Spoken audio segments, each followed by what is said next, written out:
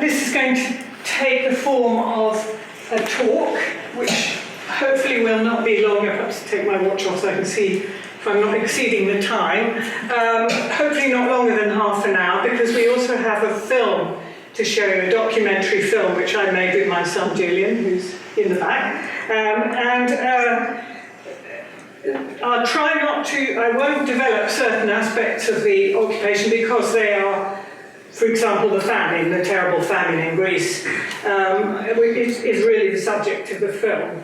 So I will start by explaining this picture, which is the port of Hermopolis, or Hermopolis, as in Hermes, called after one of the functions of Hermes was commerce. So they called it after the god of commerce because it became a very prosperous island in the 19th century with some industries and a special port, a big dry dock where the ships still come in.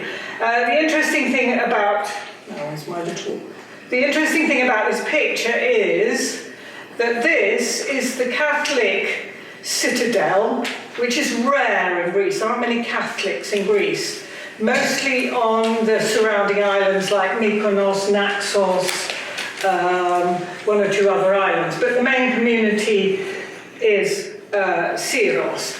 And then in the 19th century, when Greece was liberated from the Ottomans, many people came from the islands near Turkey, which were under threat, and settled here. And that's how it became this big, important industrial port.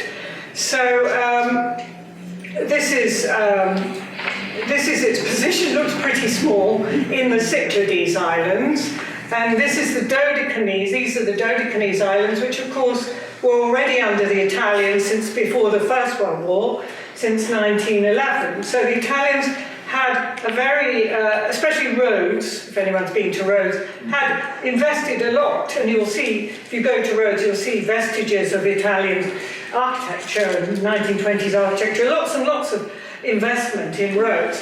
So the idea was that they were going to occupy the Cyclades and sort of create an Italian empire in the Eastern Aegean, the Eastern Mediterranean, which they were going to try and cut off from mainland Greece. Part of Mussolini's motivation was the fact that Italy, or he claimed that Italy felt encircled by, of course, the British in Palestine, the French in Lebanon, the British with a protectorate of other countries like Egypt. So he claimed that they had to reclaim Mare Nostrum, as in the old Roman Empire. But to explain a bit, so yes, this is Syros, which was a port, a very important port for ships coming from all over the world who were taking cargo to the east and up to Russia through the Dardanelles. And then, of course, they built the Corinth Canal, and that was the end of the prosperity of the island, because ships could go directly through the canal and go to Athens. So they lost quite a lot of their wealth at that point, at the end of the 19th century. So when the Italians got there in 1941, there were still factories. There were textile factories, there were tanning enterprises, there was shipping, there was a dry dock and ship repairs. So there were plenty of stuff going on, but they were in decline when the Italians arrived. So the one question you probably want to know, I don't know, some of you will know it, why did Italy attack Greece? Because it's not a wealthy country. There were all sorts of problems even before the Italians got there. You probably know that Mussolini and Hitler had various agreements, and one of them Mussolini thought was that the Balkan area was his backyard, and therefore Hitler wouldn't intervene. When Hitler did begin to intervene and encroached, first on Romania for the oil, and then Bulgaria, Hungary, and this was the reason why Mussolini decided to attack Greece, to increase his living space, really in a fit of pique, because Hitler was spreading into what he thought was his domain. Of course, the Italians were already in Albania. They'd already taken control of Albania in 1939. So these were the bases from which to attack Greece across the Pindus Mountains. The Italian invasion, I don't know if you know, was a total disaster for Italy, and a great victory for little Greece, which had a small army but very determined. And I think Mussolini was misled by his generals, who told him that they were ready to fight in October 1940, when the army wasn't ready to fight. So they were badly equipped. There were a lot of soldiers, but although they could come in through Albania, they also had to come in through the ports, and this was very difficult.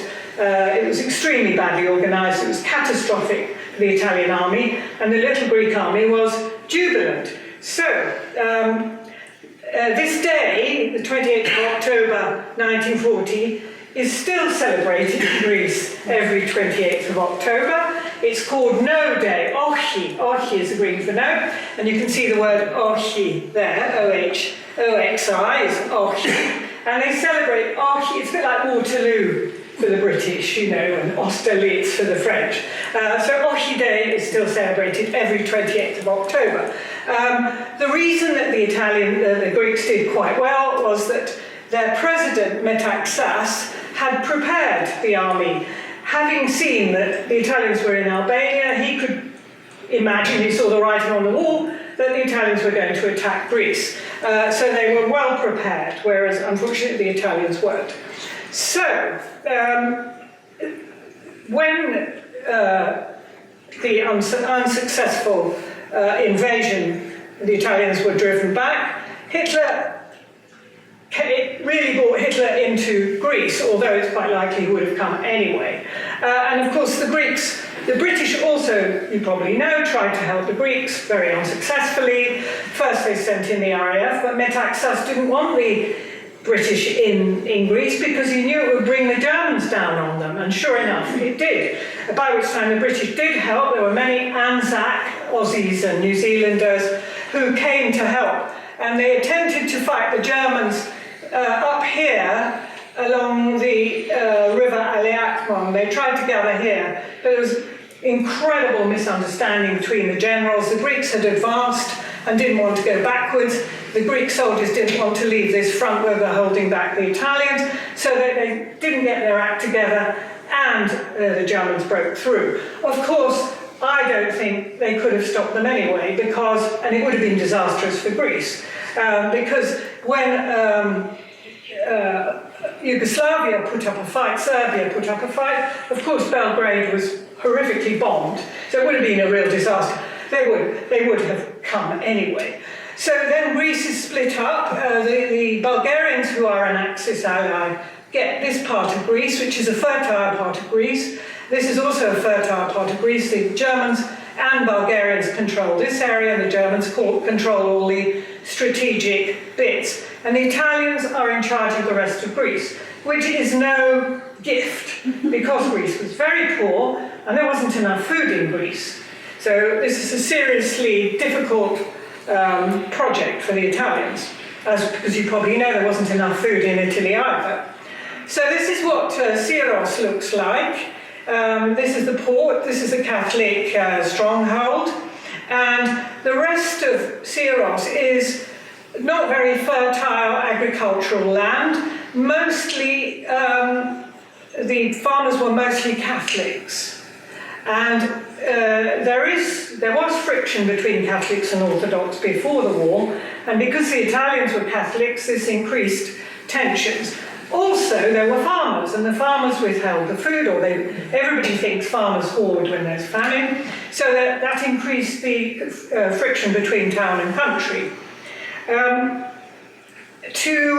Just take a look at Syros before it was developed.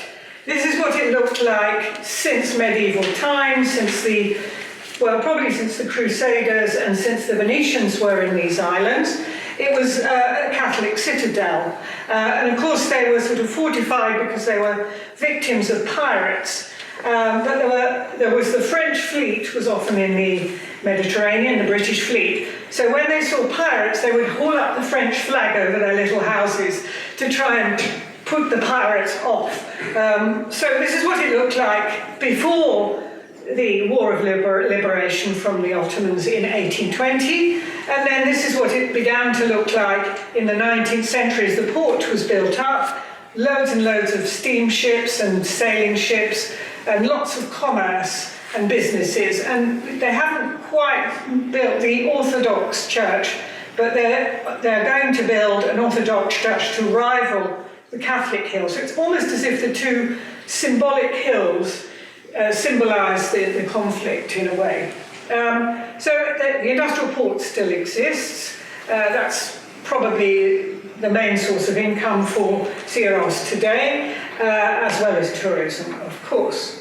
So the Italians arrived in May 1940, first contingent from the Dodecanese Islands, from Rhodes, who got on reasonably well because they were Italian-speaking. They'd been under the Italians for 30 years, so many people from Rhodes spoke Italian, and the relationship, of course, the Greeks didn't want to be occupied. I have to say, it's important to understand that there's a lot of resentment towards Italians because they didn't want, the Dodecanese wanted to go from being Ottoman, they're Greek-speaking, to being Greek. Instead, they became Italian. And this sort of colonization of their neighbors, the people in the Cyclades, with their hard-won liberation from the Ottomans, didn't want to be colonized by the Italians. So the Italians were not popular, and they even asked if they could have Germans instead of Italians. Later on, I think they might have changed their mind. Anyway, after the first contingent of soldiers from Dodecanese, this colonel with his division from Cuneo, but not really from Cuneo. Cuneo, they were taken from various parts of Greece. And he was very popular with his soldiers, Duca, and they come from the Albanian front after the Greek army had withdrawn, so they felt that they won some kind of a victory, at least thanks to Hitler. They had, invaded Greece as they wanted to.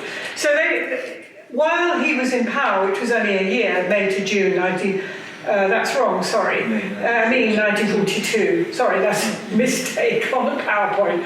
I'll have to correct that. He was there for a year, and he did have a good relation with his soldiers. There were 3,000 soldiers in the Cyclades, an awful lot of people to control, of which about 1,000 were spread out on the other islands. So 2,000 on this small island, and he managed to keep them under control. The issue was always going to be food. There wasn't enough food, and what have I done? Press the wrong button. Press the B. Yes. Okay, so I haven't got much time. I have to make some rather excruciating choices about what aspect of this occupation to tell you. So I thought I would talk about the economic measures that they took to carry out this idea of making these islands part of the Dodecanese sphere. Because this is what impacts most on the well-being of the islanders, and of course impacts on the famine. So the first thing they do is they manipulate the currency. They start off with lira, but the rate of exchange is very much in favour of the occupiers and not the local people. And the terrible problem they had in Greece was, of course, raging inflation. So they did try and control inflation, and they did definitely try and control the black market with very stringent measures. What they call the distako, the separation of the islands from Greece and their inclusion in the Aegean sphere, the creation of the Italian Empire. This is the policy which includes cutting the islands off from the mainland. How are they going to do that? How are they going to stop sort of political control from Athens? Well, they restrict travel, which is pretty disastrous for people who are hungry. It was a bit frightening to be stuck on an island and not be allowed to escape. And they restrict import and export permits, let's say, because there's so much black market going on. They think this is the best way to control it, but in a way, it has some pretty disastrous results. They tried to stop money coming from Greece, because Greece had to pay occupation costs, which it couldn't afford, but it did eventually pay some of them later on in the occupation. And they tried to block remittances from people abroad, the diaspora, coming to people locally, which was a disaster. It was such a disastrous policy, they had to reverse it, because they're trying to make the island self-sufficient. And they also blocked news and information. They had a one-sheet newspaper with Greek on one side, Italian on the other, in which they, of course, filled it with Italian propaganda. And they said things like, oh, we've caught so many people who are in the black market. So it was a lot of naming and shaming and saying how much they'd improved things. Because basically the idea was a kind of Roman tributary system where they would get requisitions from these islands for the benefit of Italy and for Rhodes. It was a crazy idea because these islands had barely enough food. Syros had very little food, I'll mention that later. So they did this thing called calmieri, which are sort of price calming measures. They fixed prices very, very low on commodities which the basic diet was olive oil and bread and dried fruit. They fixed those prices, which did help for a while, but it discouraged people who could get much higher prices anywhere else in Greece. Syros was not the place to go if you wanted to sell anything, because the prices were too low. Of course, because of the war, there were British submarines in the area. Shipping was reduced because of the war. And what was normally the way these islands survived was to swap, to barter, to sell to each other, the local islands, because Naxos and Paros were slightly more fertile. Naxos had plenty of olive oil at the beginning of the occupation. The worst thing that happened was that Rhodes insisted on buying products from the Cyclades. It forced the Cyclades to sell products at very unfavourable rate of exchange, because it was a lira, so that they were paid for. I know it's strange, but the Greeks measure things, liquids, in kilos. For a kilo of olive oil, they were given 200 drachmas, which elsewhere in Greece they could have got as much as 40,000. I mean, sounds crazy, but such was the inflation that they could have got a lot more than 200,000. Of course, there was a logic, and most countries, including France or even Germany or Italy, requisitioned food from the farmers to feed the people in the towns. This is standard practice. However, it wasn't popular. The Catholic farmers certainly didn't like it. And it didn't work very well because it caused all sorts of friction. And as the factories closed, unemployment went up, and there was no raw materials for the textile industries and the tanning industries. The usual large proportion of fishing and all those maritime jobs gradually disappeared, and the fishing industry was depleted before the war. And in fact, Italians did try to boost the fishing industry by investing in it, but the fishermen had a really, really tough life. They were very poorly paid. They sold their food in a sort of auction on the quay, and people never gave them enough money. So they had a very poor life. So this would also diminish the amount of fish that was available. When Duca leaves, they have a civil government. This is the general practice, that they have a military governor and then they have a civil governor. His name was Valerio Valeriani. He was a diplomat, and he immediately could see the imbalance between Rhodes and the Cyclades, and he desperately asked for a change of policy. And he said that what have I done now? He said that the unfair rate of exchange of the drachma against the lira was responsible for untold damage to the Cyclades economy. He said, tanti e tanti guai, tanti problemi. So, and another example, Cycladic wine from islands like Santorini, I don't know if you know where Santorini is, was sold in Rhodes for 50 drachmas when it could have been sold for 2,000 elsewhere. So I mean, they couldn't win in this situation. He went on to say, a year later, he went on to condemn the whole system with Rhodes and to write directly to Rome, because these islands were under the Ministry of Foreign Affairs, to say these islands should not be dependent on Rhodes, they should be dependent on the mainland, and these islands have been depleted in 2 years of everything, olive oil, everything they had. And he actually said in his letter, Syros is really a dead island after 2 years of occupation. So this is condemnation from a fascist card-carrying diplomat, so very serious condemnation. So a few words about the famine, which is also treated in the film, so I won't go on too much. Syros itself didn't have much food before the Italians arrived. They only produced a tiny bit of olive oil and grain, which was really for the farmers themselves. So like the mainland, which also imported food, 60% of its food, Syros did as well. And of course the British blockade on shipping was catastrophic for Greece, but we'll see that in the film. Even before the Italians arrived, people were very poor, unemployment was endemic, there were 1,000 people being fed in soup kitchens, and there was some rationing even before the war. So this is part of the population. The rest of the population were fine. I mean, they were surviving. Many rich people had left the island because the industries were declining, but nevertheless, it's only part of the population. The soldiers that lost their jobs and all that as the army was demobilized. So the Italians maintained the local government. They had a sort of parallel government. So the civil servants were still working away, but they were rather inefficient. They had no resources. They couldn't supply the food kitchens. So in the first instance, the Italians supplied food from the army rations to feed the basic institutions that had to be looked after.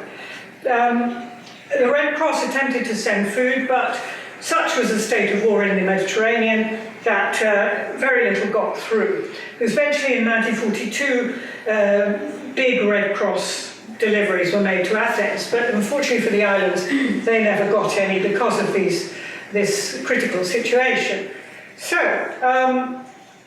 probably something that affected people's lives most was these requisitions, what they call the amassi, the collecting of stuff from the farms, forcing farmers to give up their precious supplies, and on some islands there was more than on Syros. There wasn't much on Syros. Of course, the farmers hoarded food. That was standard. Everybody hoarded food. They found all sorts of clever ways of cheating the Italians. But they weren't allowed to keep a limited amount at home. They were very resentful. They were so frightened of death, of dying of starvation. They wanted to keep more food in their houses, and they weren't allowed to. However, on a positive note, this is the entrance to the archives, and it still bears the sign Assistenza Civile. And in fact, sometimes some down-and-out Italians go in there and ask if there's any money for them. I've never been able to discover quite why this is still there. If they're so anti-Italian, why is this still here? Well, I think it tells that there's more to the story. It's not as black and white. And also, it could be just for conservation, for historical purposes, but I think it's a recognition that the Italians tried, while extracting food, they also brought in relief. So this is the anomaly. They especially when Duca tried, I'll show you a photo in a minute, tried to send some photos of starving people.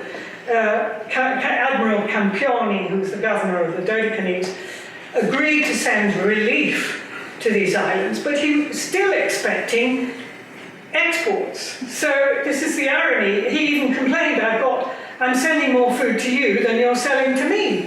Well, it didn't really make much sense, but this is a really, for me, quite an important thing, that they did have clinics feeding the starving. They did have doctors. They helped in the hospitals. They boosted the Greek hospitals because the doctors were very depleted. They did feed children and babies.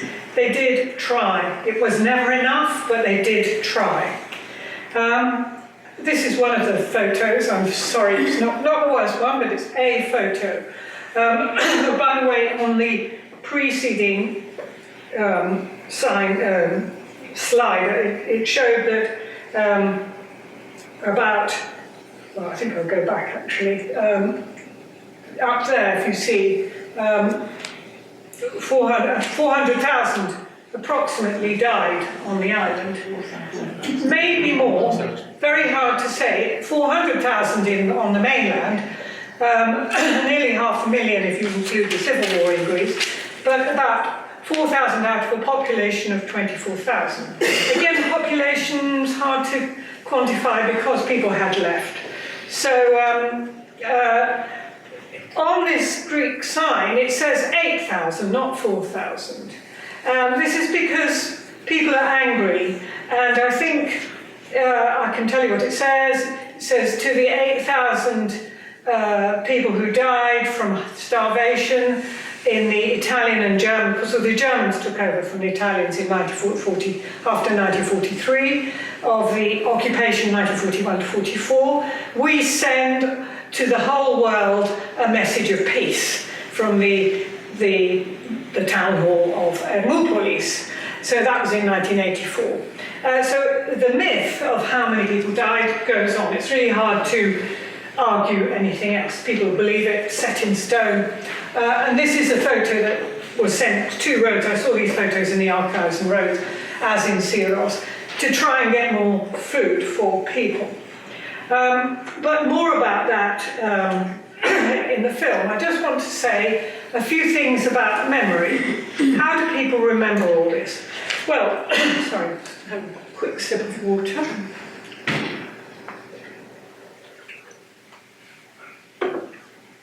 I'm going past my time, but not too much. Well, in Greece, of course, there's a patriotic narrative which says that no occupier can do anything right. You know, they had 400 years of the Ottomans, that was nothing good about that, and the Italians couldn't do anything right. So it's very difficult to argue that they did some things right. Even the infrastructures built on roads, you know, it's hard to get beyond a certain patriotic narrative.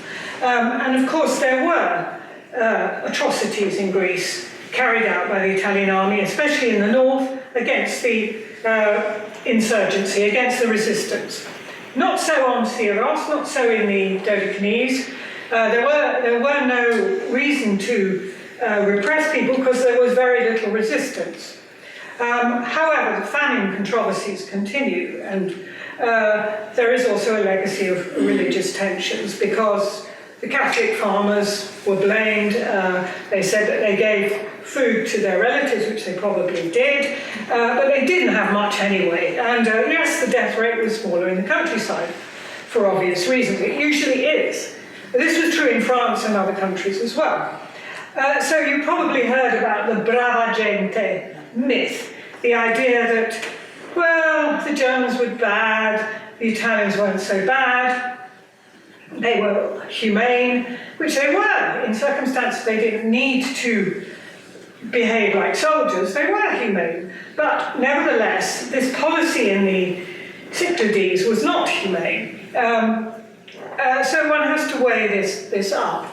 Of course, in Italy itself, the resistance is the founding myth of the new constitution. In 1947, Italy is rebuilt, and the face-saving thing is that there was a resistance, and there's a general belief that it was fairly general, there were lots of people in it, but in fact it was pretty small, and it was in the north. again, and it was a civil war. It was Italians against Italians in the north. And in 1991, a historian called Claudio Pavone,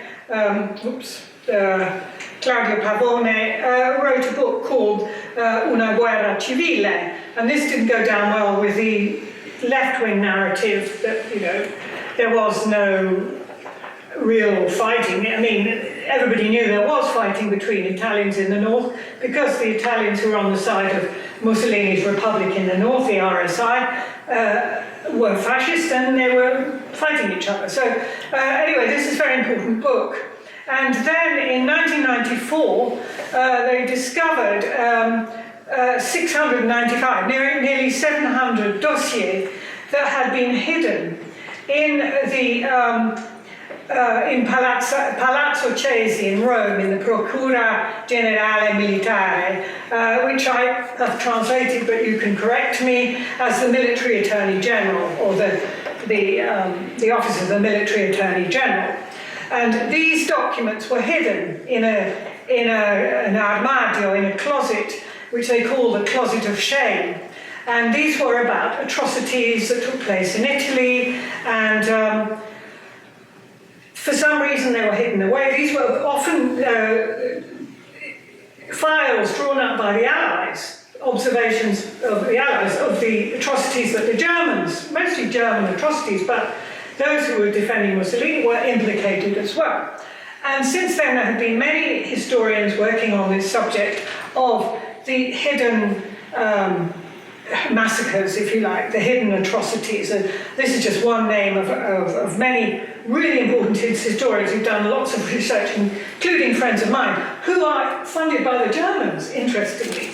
So the Germans are sufficiently aware of what went wrong in Italy to want to fund research into the atrocities they committed in Italy. That's really quite something. So the arguments rage about the cover-ups and the so-called amnesia in defense of fascism. So, as I said, since then there have been a series of projects about Italian crimes in the Balkans as well. For example, there's a book by Davide Rodogno called Il Nuovo Ordine Mediterraneo, where he spends a whole book saying how awful the Italians were and the terrible things they do. From my point of view, it's not quite true.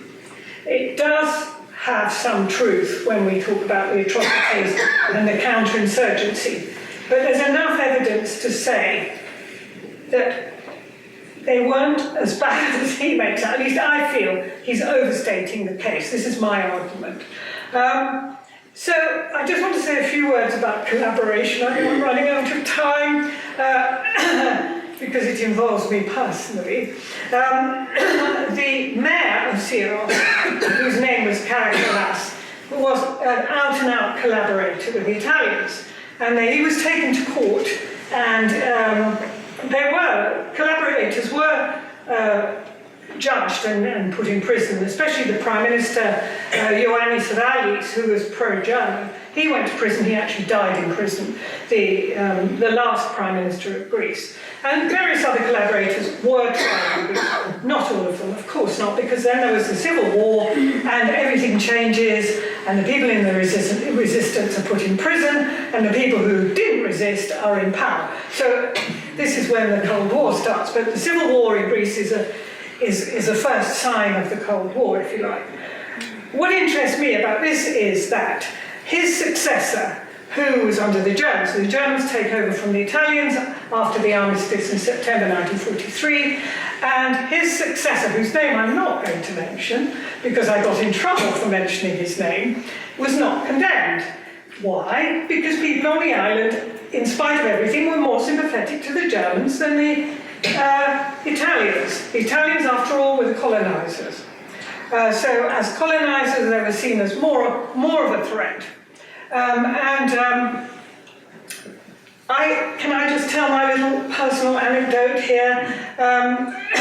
This guy here, unnamed, I named him in my book, and his family decided to take me to court for calling him a collaborator, which I did not call him. If you look at the page, I can show you, I did not call him a collaborator. But such are the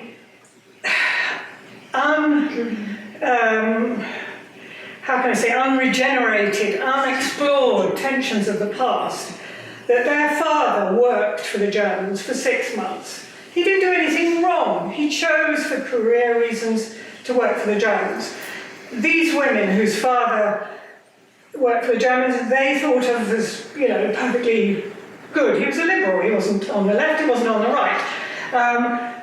But for some reason they decided that, they might make some money, but I think really it's a kind of shock at the idea that someone, a foreigner and a woman, has come on the island. And you remember, islands are very close communities, the hierarchy is very, it's like Cloche-Merle, if you know the story of Cloche-Merle.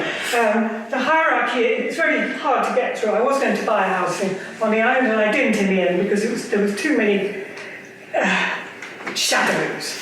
And so bitter memories of the Civil War. There was no Civil War on the islands, and some reconciliation after the 1970s when the Colonel's regime fell in 1974. Greece overnight became a democracy, and a lot of reconciliation after the Civil War was achieved. Not complete, but some. On the island, however, they had no Civil War, but they had their suspicions. And somehow this has never been totally discussed. Why? Because people had to being occupied is a humiliating experience. People had to do humiliating things to survive a famine. They didn't want it all exposed in public. They didn't want chapters being written about how they had to compromise themselves. Perhaps it's an expression of anger that this big secret that's been on the island for so long was suddenly revealed, or because this family have some guilt that they didn't wish to explore. I don't know. So I think I'll end on that note. I'll ask Julian to come and put the film on. And I've only been able to speak about certain aspects of this story, but you'll get more from the film. And hopefully you can ask me questions, and other things that I haven't talked about will come out after that. Just looking at the aspect ratio action, just looking at the others.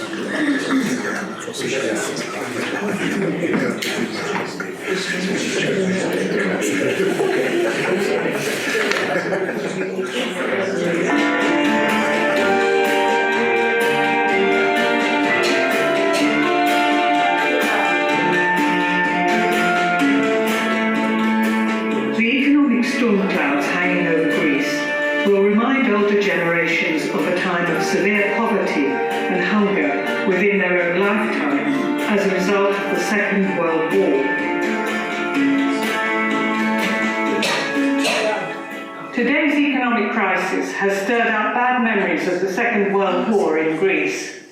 These memories can help us understand what life was like during the Axis occupation. Older people can never forget what it was like to live through occupation.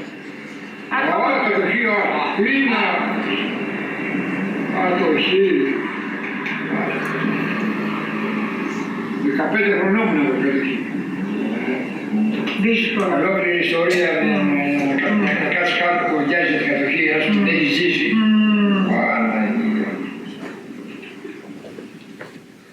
For younger people who grew up when Greece was more prosperous, it is difficult to understand about the famine.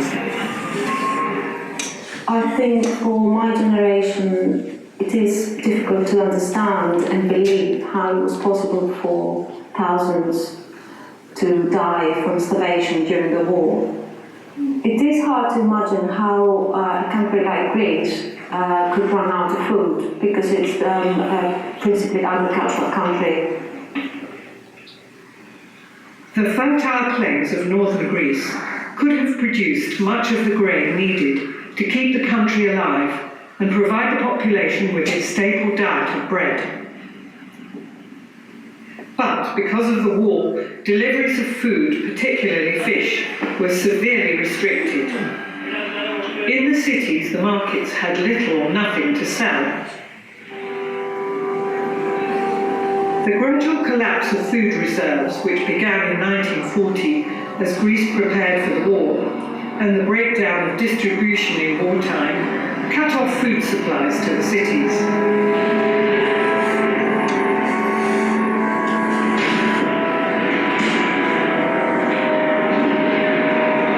Italy's decision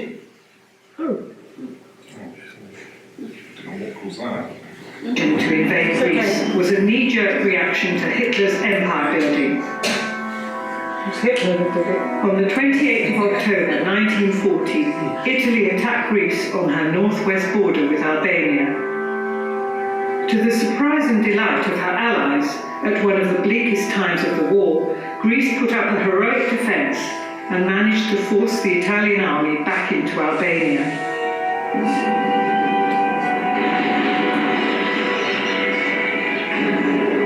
This huge effort reduced Greece's resources and agricultural output prior to the famine.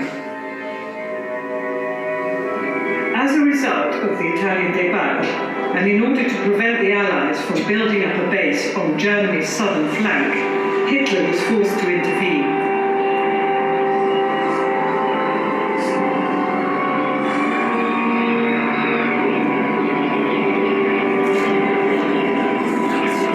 And on the 27th of April, German tanks rolled into Athens.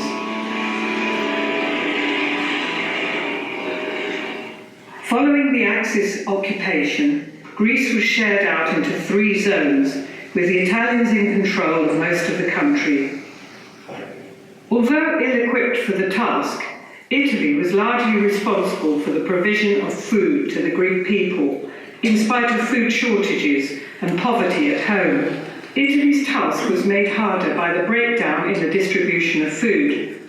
In the north, the Bulgarians and Germans held on to the grain needed for the country's bread. Dr. Kostas Baharakis remembers the severity of the occupation as a young boy living in the Bulgarian zone.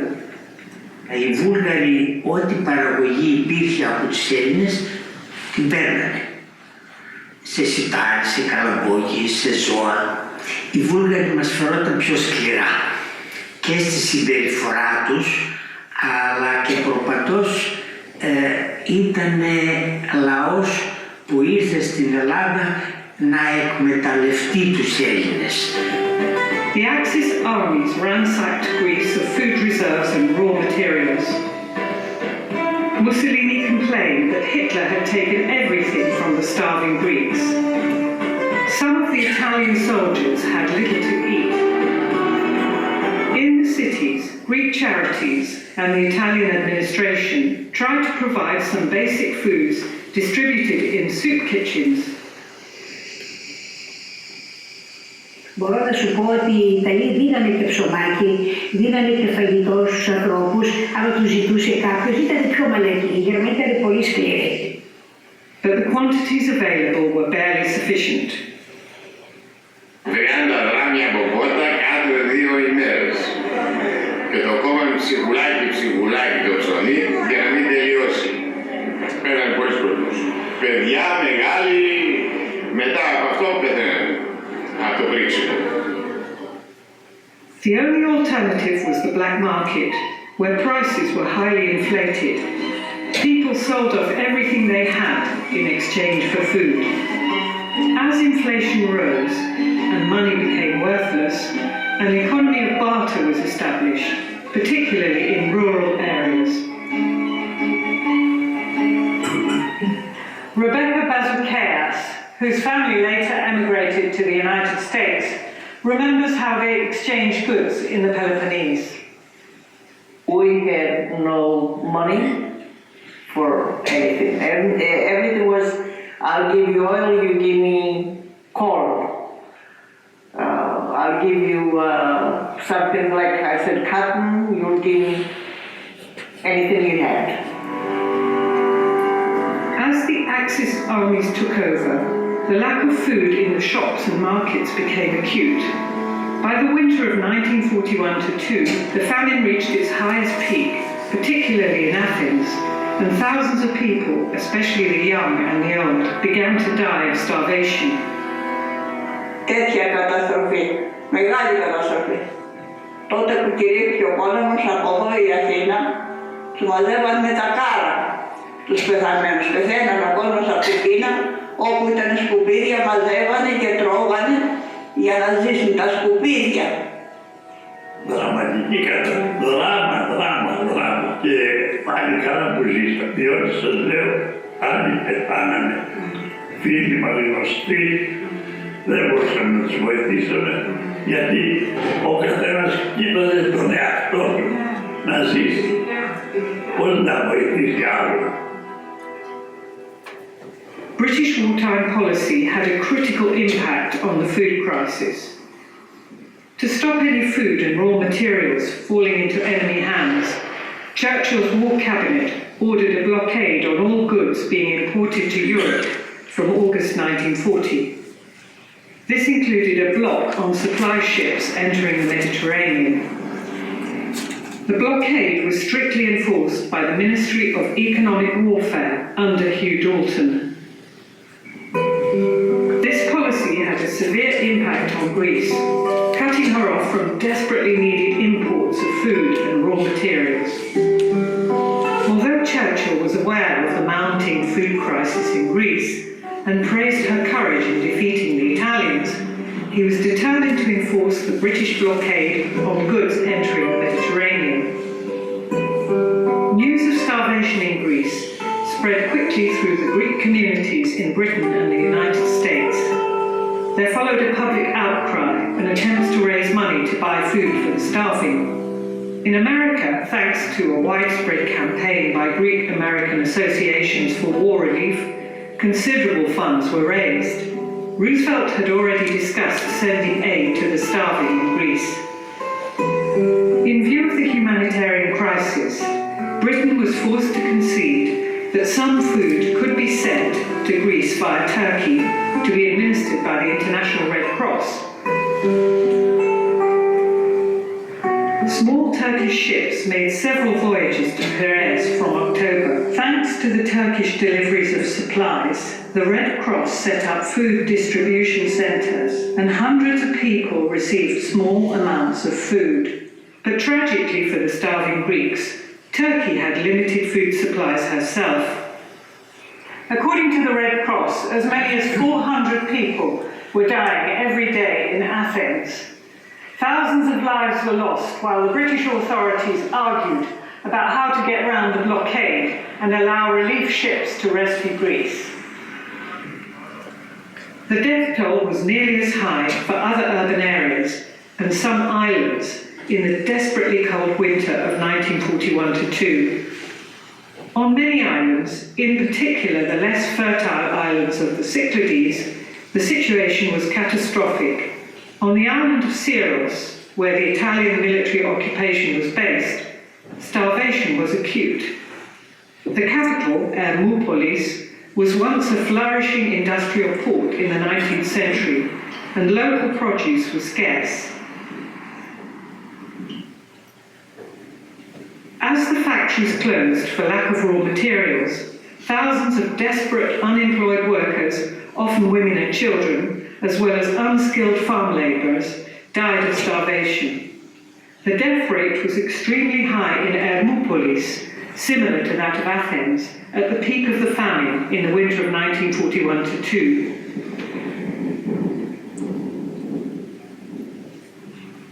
For the poor of Syros, the Catholic community above the main town, conditions were nearly as bad.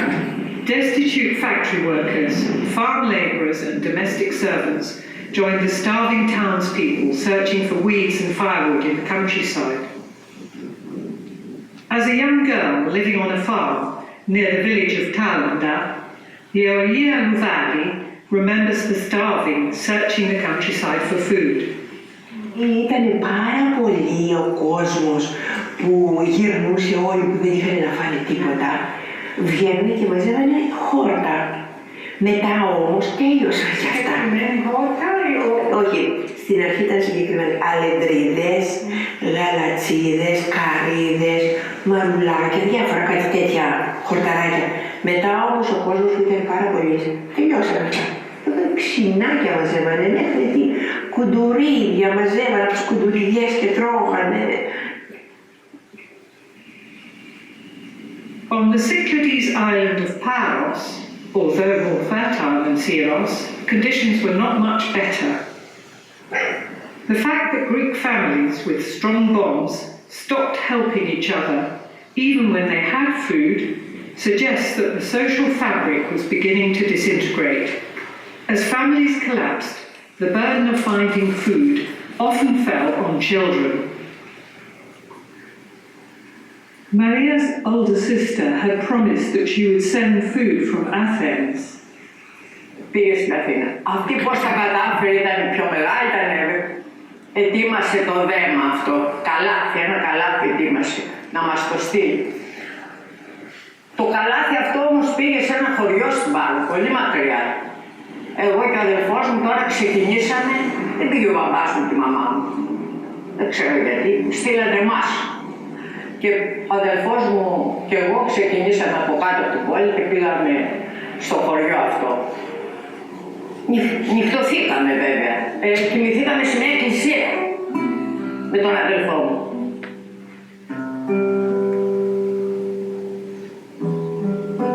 Και το πρωί πήγαμε στο χωριό, κοντά πια ήταν, και μας έδωσε ο καπετάνιος, αυτός που είχε το καΐκο, μας έδωσε το καλάθι. Πήραμε το καλάθι και γυρίζαμε πίσω, μείναμε πάλι, νύχτωσε. Και μας πήρε μια ηλικιωμένη κυρία, η καημένη, λέει ελάτε να κοιμηθείτε εδώ. Νύχτα, πού θα πάμε, πού θα πάμε. Και κοιμηθήκαμε σε μια αποθήκη μας έβαλε. Εκεί ο αδελφός μου, αυτό το πούκι αυτό, τη νύχτα κατάλαβε ότι μέσα εκεί είχαν πολύ καρπό. Το κλέψαμε, ο αδελφός μου δηλαδή. Λέει να πάρουμε. Although the two children were starving, Maria's brother refused to open the basket. Του λέει να ανοίξουμε να φάμε κάτι, τι έχει μέσα. Όχι, θα πάμε στη μαμά, μου λέει, θα πάμε στο σπίτι, μαμά, ο μπαμπάς να το ανοίξουμε στο σπίτι. Και ξεκινήσαμε πάλι και γυρίζαμε πίσω με το καλάθι.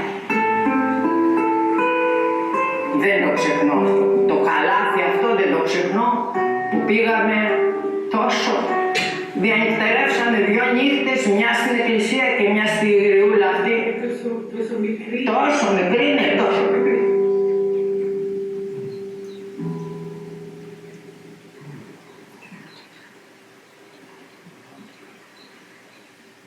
The continuation of the British blockade on food to Europe became a pressing issue as the famine reached devastating levels in January and February 1942. Prominent British Quakers worked to raise awareness, gather funds, and to lobby MPs. Quaker work in Oxford led to the founding of the Oxford Committee for Famine Relief, the precursor to Oxfam. The Oxford Committee would later raise large sums of money for Greece. But in January 1941, as thousands were dying, in London, arguments raged between the Foreign Office, which was in favour of lifting the blockade, and Hugh Dalton of the Ministry of Economic Warfare, who rigidly upheld blockade policy. The Minister of State for the Middle East, Oliver Littleton, sent urgent top-secret telegrams arguing in favour of lifting the blockade. He secured the support of Clement Attlee and Winston Churchill. Finally, the cabinet forced Dalton to give in.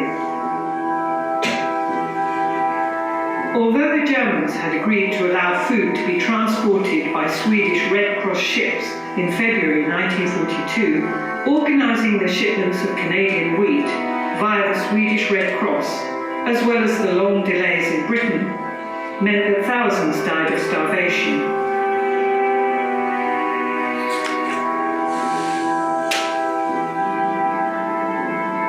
It was not until September 1942 that the Swedish scheme began operating. As soon as news reached Athens that the shipments of food were about to arrive, black marketeers began to offload products they had been hoarding onto the market. Profiteering on the part of some Greeks who benefited from other people's misery has left bitter memories in Greece. While food aid reached Athens, tragically for many of the islands, Red Cross deliveries were severely restricted by the war in the Mediterranean. The crisis was aggravated by the political objectives of the Italian occupiers. The authorities in Rhodes, the headquarters of the occupation, were bent on exploiting the islands in order to build an Italian empire in the eastern Mediterranean. On Syros, the military governor, Colonel Giovanni Duca, appealed to his superiors in Rhodes to reverse Italian policy and send relief for the starving islanders. Only a series of photos of young victims dying of starvation forced the Italian High Command in Rhodes to provide extra relief. Italian food aid, although insufficient, may have saved many lives. The Italian sign for public assistance still stands as a reminder of the famine and Italian efforts to provide food aid. But few can forget the devastating consequences of war and occupation. It was only after the war that relief began to arrive on Syros. British liberators testified to the desperate state of the islanders. The question of how people survived is not always easy to answer. After the war, they were forced to face up to the indignities imposed on them in order to stay alive. The Italians' unpopular policy of requisitioning crops to feed the army and the starving townspeople was deeply resented by the farmers. They were clever at hiding the food from the Italian soldiers sent to confiscate their produce. Ρε βύθια, φασόλια, όλα αυτά που τα μαζεύαμε, τα κρύβαμε. Ήταν ένα ντουλάπι και έκανε από μέσα ένα τοίχο και το είχε αυτό και βάζαμε σίκα που μαζεύαμε ξερά, ανοίγαμε το ντουλάπι και το είχε κάνει, είχε ένα ράφι στη μέση και έβαζε χαρτί από μέσα για να μην φαίνεται. Γιατί ερχόταν και ψάχναμε και τα παίρνανε ότι είχαν οι άνθρωποι για να φάνε. As a young boy, Andonis Alvanopoulos found a way of cheating the occupiers and getting himself 2 helpings from the food queues. Είχα 2 πεθαρουλάκια. Το ένα πήγα μαζί μου, το άλλο το ήταν στο σπίτι και με περίμενε το πεθαρουλάκι. Έπαιρνα λοιπόν το φαγητό από τους πρώτους, γρήγορα επειδή εγώ καθόμουν πολύ κοντά, ενώ άλλοι καθόταν μακριά και δεν μπορούσαν να το κάνουν αυτό. Έπαιρνα λοιπόν το πρώτο πεθαρουλάκι, το πήγαινα στο σπίτι. Άρπαζα γρήγορα το δεύτερο πεθαρουλάκι, έτρεχα, καθόμουν στη γραμμή και έπαιρνα και το δεύτερο πεθαρουλάκι. Μπράβο!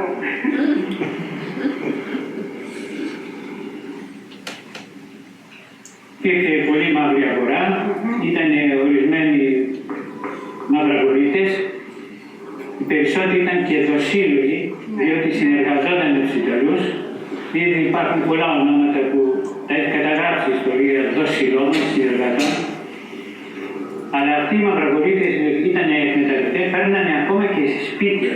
Είχαν δηλαδή πάρει στην κατοχή τους, είχαν σπίτια μεγάλης αξίας. Και αυτά τα σπίτια που πήρανε, είτε με θεμητούς είτε με αθέμητους τρόπους, αναγκαστήκαν να τα δώσουν πίσω, διότι μετά την απελευθέρωση ψηφίστηκε στη Βουλή των Ελλήνων νόμος, βάσει του οποίου νόμου όποιος είχε αγοράσει, πάρει ή καταχραστεί ή βάσει καταλάβει σπίτια συνανθρώπου του, ήταν υποχρεωμένος να τα δώσει πίσω. Although those who sold houses for food had the right to claim them back, in the post-war spirit of reconciliation, some were generous and helped their neighbours out. We sold the house I remember my parents saying, and got back maybe a sack of flour. The guy that bought it, he had a family, and I remember he came down, I was present. My mother was doing all the dealings, and he asked her if she's going to take the house back. And my mother said, when I needed the food, you had it, you gave it to me, you needed the house. He says, I'm not taking it back. It's for you to enjoy it. And he was so pleased. I never forget it. He went back to the village. He was raising a pig for the holidays. He brought it back the next day, and he told my mother, he says, this is for you. Take it and enjoy it with your family.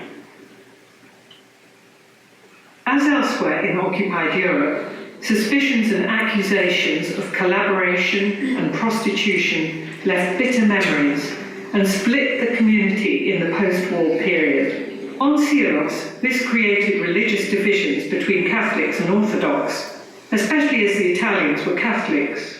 The Catholic Bishop of Syros acknowledges collaboration on both sides.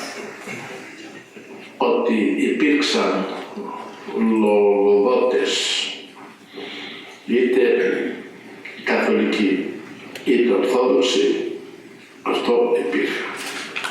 Αλλά εγώ δεν νομίζω ότι μπορούμε εμείς οι χορτασμένοι τώρα να κατηγορούμε τους πεινασμένους του πολέμου. Διότι, λοιπόν, όταν πεινάς και πεθαίνεις από την πείνα, έχεις το θάνατο μπροστά σου πολλές φορές, τι κάνεις. Λοιπόν, γι' αυτό ότι δεν είμαστε ήρωες, δεν είμαστε. Αλλά όχι μόνο οι Συριανοί, παντού υπήρχαν τέτοιοι. Young women who were among the first to lose their jobs had little hope of survival and were vulnerable to the advances of the Italian troops. Although prostitution and sleeping with the occupier were criticised, there was some understanding of the starving women who resorted to relations with the Italians. Maria Lemoni was the child of an Italian sailor. Από τη μητέρα μου που έζησε με τον Ιταλό, είπε ότι ο πατέρας του ήταν πολύ καλός άνθρωπος. Μας έσωσε στην κατοχή και ζήσαμε. Αυτές που είχαν με τα σπίτια τους, με τους άντρες τους, με τα φρέα τους και πήγαιναν κάνανε τις διαολιές τους με τους Ιταλούς. Πόσο μάλλον ένα φτωχό κορίτσι, μικρή η μαμά μου, πόσο μικρή ήταν, να μην έχει που την κεφαλή κλείνει, να μην κλείσει εργοστάσια και δεν είχε άντρα. Είχε φύγει ο παππούς μου και είχε πάει στην Αμερική. Maria's mother was not alone. Many starving women had relationships with Italian men, but it is generally supposed that only Catholic women got married to Italians. Πολλές Ελληνίδες παντρεμένες με Ιταλούς. Και οι Ιταλοί δεν κοιτάζαν αν είναι καθολικοί ή ορθόδοξοι, αν τους άρεσε ή δεν τους άρεσε. Έχω το φίλο παπά ορθόδοξο, από μητέρα Ελληνίδα, μητέρα Ιταλοστρατιώτη. On Syros, the conflict between the Catholics and Orthodox was aggravated by the fact that the Catholics were farmers who were accused of hoarding food or exchanging it for luxury goods. Οι καθολικοί δεν είχαν θύματα, παρά ελάχιστα, διότι όσοι απέθαναν στη διάρκεια της κατοχής του καθολικού δόγματος, περισσότεροι απέθαναν από φυσιολογικούς λόγους. Και αυτό έχει σημασία, διότι σε τέτοιες περιπτώσεις πρέπει να βοηθάει κανείς τους συνανθρώπους και όχι να τους εκμεταλλεύεται. But, as elsewhere in Europe, farmers had a position of power which they often exploited. The starving communities expressed their anger by laughing at the farmers, as was the case in Rhodes. The population of Rhodes used to go to the villages, and there were very funny stories, you know. The villagers were giving bread and things which they had from their fields for a ring which was made of gold, things like this. One had a piano, so he gave the piano to them. And the next day, the piano was whitewashed. Katerina Mallinson was born on Rhodes and married a British officer stationed on the island. She remembers that starvation reached Rhodes after the Italians had left, when shipments of Red Cross food were desperately awaited. We had word that a ship was coming from the Red Cross to bring flour, and we all went up on the hill to look at the ship. And there was a terrible storm. The ship was going like this. You know, because we were scared that it would go down under, under. And then it arrived, the ship. They distributed the flour, farina, the flour. And do you know what happened? I don't know how many people died because they were told not to eat too much because they were starving for months. You know what they did, some of them? They went and put the flour like this and they ate it. And they died, of course. After the Italian capitulation in September 1943, the German army took over the islands. By 1944, even German soldiers began to run out of food. Even the Germans starved. We had German soldiers knocking at our door and saying, showing me photographs of their families, and saying, I'm starving, have you got a bit of bread? Even the Germans were starving in Rhodes. On Syros, people got used to meeting hungry soldiers. Surprisingly, some Catholics are the most critical of the wretched Italians.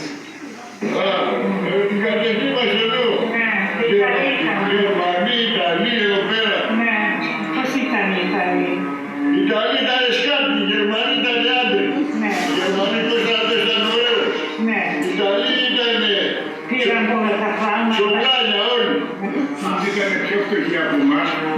Ήταν ένα στρατός που ήταν του Κανάδας. Και πολεμούσαν ότι βρίσκαν από εδώ να ζήσουν. Πέρασε άσχημα. Και με φέρανε μετά και ο Ορθός Σταυρός.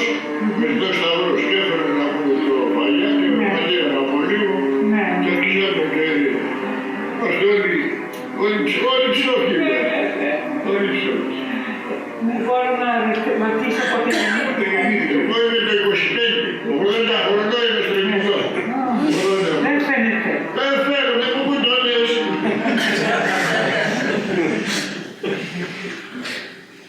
The Italians were disliked for their intrusive government, the requisitioning of crops, and the stealing of food by hungry troops.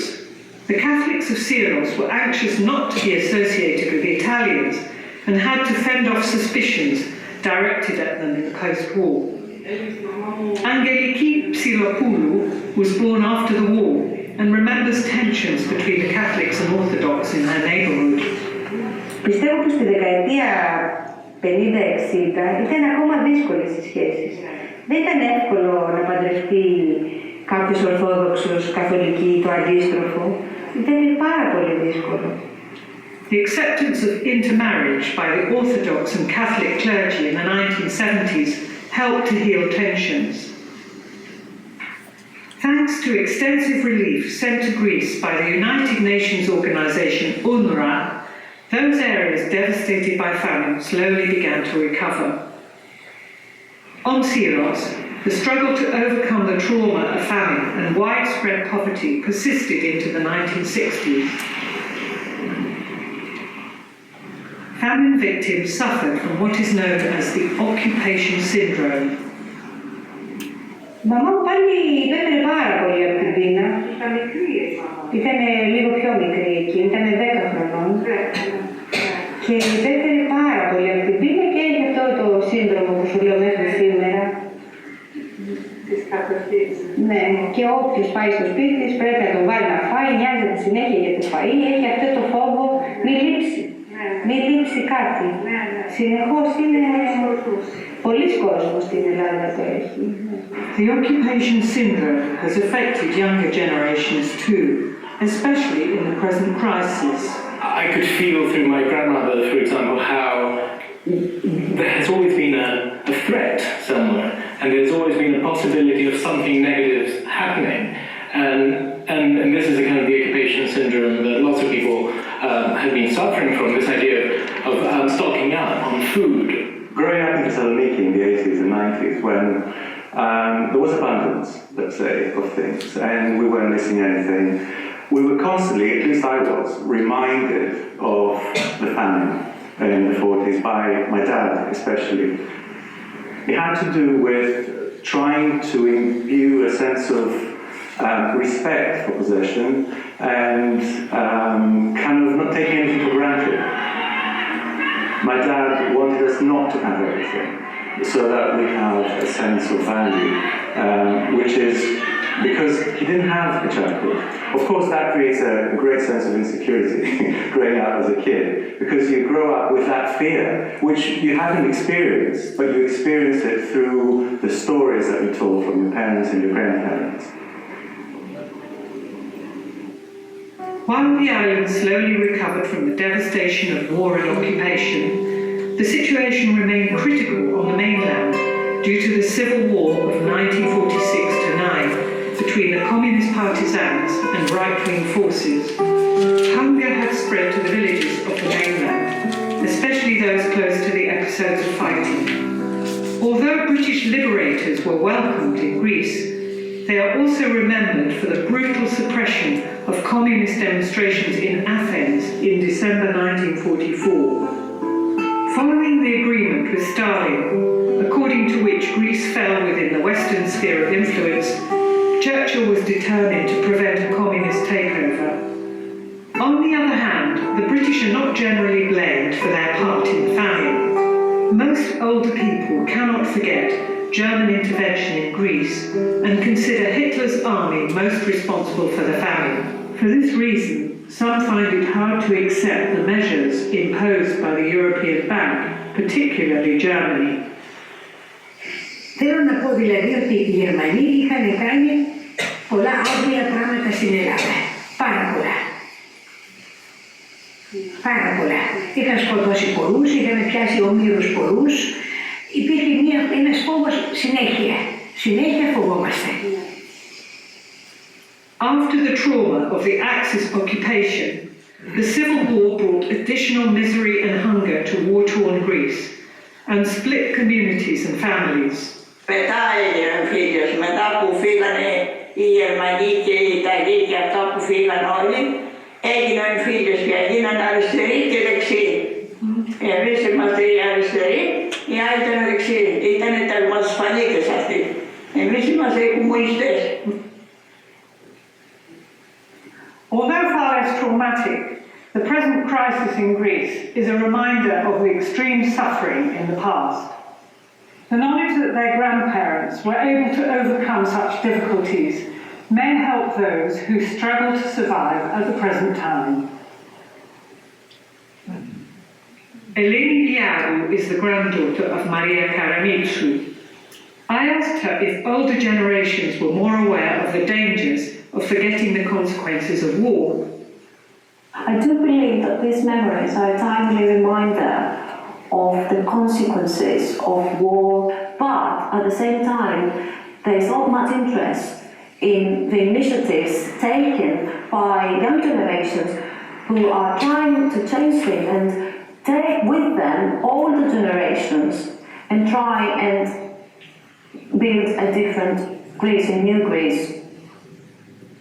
To say that the younger generations who do not understand may on one hand be true, but does not acknowledge the fact that young generations cannot move forward without taking older generations with them. And that's what they are doing, and the media should, I think, pay more attention to those initiatives, because there's a lot of goodwill out there and a lot of people are trying to minimize the influence of Golden Dawn.